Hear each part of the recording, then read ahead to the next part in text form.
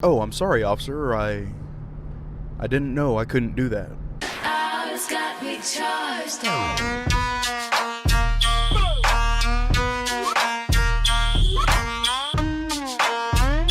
What's up, guys? I've had a lot of you ask me lately when I'm going to do a face reveal, and honestly, I wanted to wait until I got more subscribers.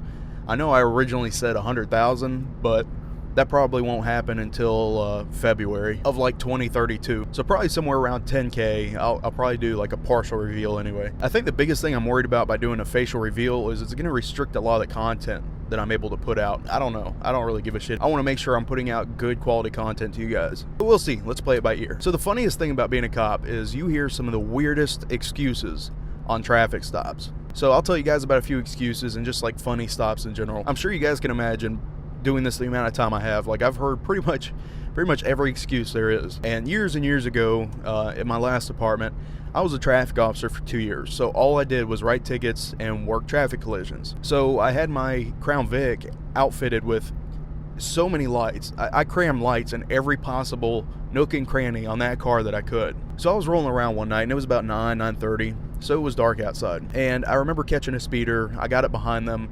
And as soon as I turned on my lights, they slammed on their brakes. When I say they slammed on their brakes, like my anti-lock brake system kicked in getting behind them. Thump, thump, thump, thump, thump. So naturally, I'm like, what the hell? So I walk up to the car and I asked, it was a woman that was driving, and I asked her, I was like, ma'am, are you okay? Why'd you stop so abruptly? She's like, oh, I'm so sorry, officer. I'm sorry. I didn't know if I was getting stopped by a Christmas tree or if I was about to be abducted by a UFO. This woman made me laugh so hard, I had to give her license back. It would have been pretty embarrassing for me to piss myself right there on the side of the road. So I laughed and I gave her her license back, like I said. And anyway, we talked for a few minutes, and she was a really nice lady. And anyway, I went on about my business after that. But that was one of those encounters where, like, I mean, this happened way back in like 2009, 2010. And I'll never forget it. Until the day I die, I will never forget that traffic stop. That shit was priceless. So fast forward a couple years, my captain came to me and he wanted to come up with this team that was called the AP Squad. And it stood for Aggressive Patrol.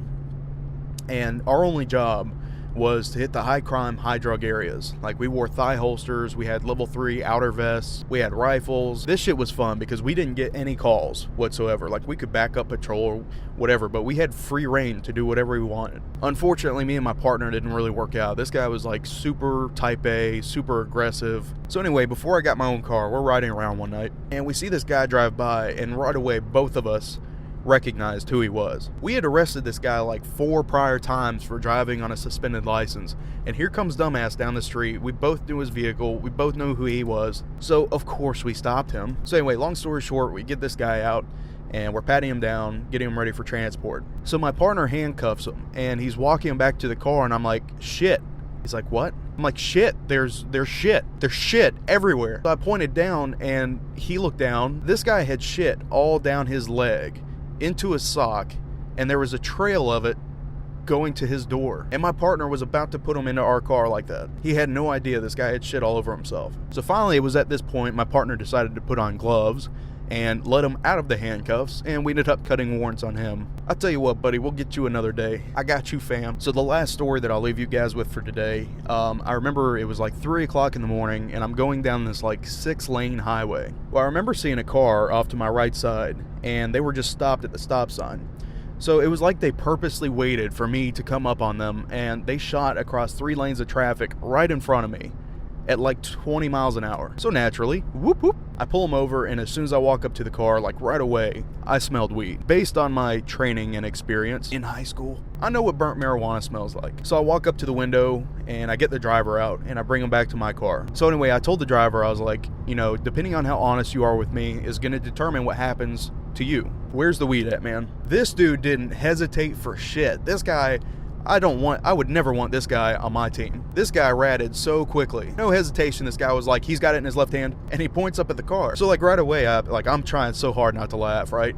So I walk up to the car, and I'm talking to the passenger through the driver's side window, and I gave him the same talk, you know, about being honest and all that. And I was like, come on, man, where's the weed at? Same thing. There was no hesitation. He holds up like this huge, like 2-ounce bag of marijuana. This bag was worth like $250. So I ended up getting the passenger out, and I put the bag of weed on the hood of my car.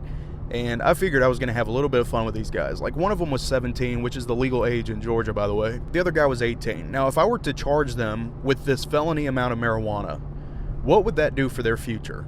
And this is something I try to teach new cops that are coming in. Use some common sense. Use your brain when you're dealing with people because, yes, it's very easy to ruin people's lives. These kids are just starting their lives. Why would I want to put felonies on both their records over a plant? So I decided to have a little fun with them, and I really wish I would have gotten this on tape. I went like 4 years without a camera, by the way. I never had a dash camera for like half the time I worked for the city. So I looked at both of them, and I said, I told them, I was like, guys, this is a felony amount of weed. Like, what are you doing? You guys are going to fuck up your whole future. Lucky I am the one that stopped you. So I looked at both of them, and I was like, do you guys like to dance? And they kind of looked at each other like, yeah.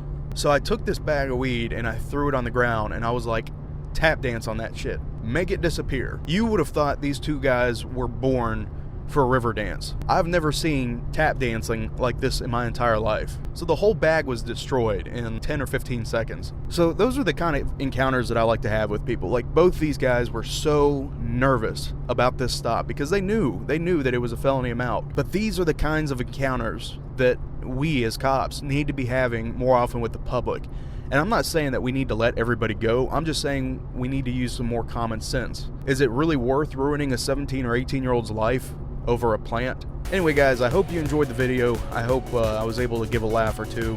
If you guys like it, comment, subscribe, and don't forget to join the new community. Appreciate everybody's support, and I will see you guys soon.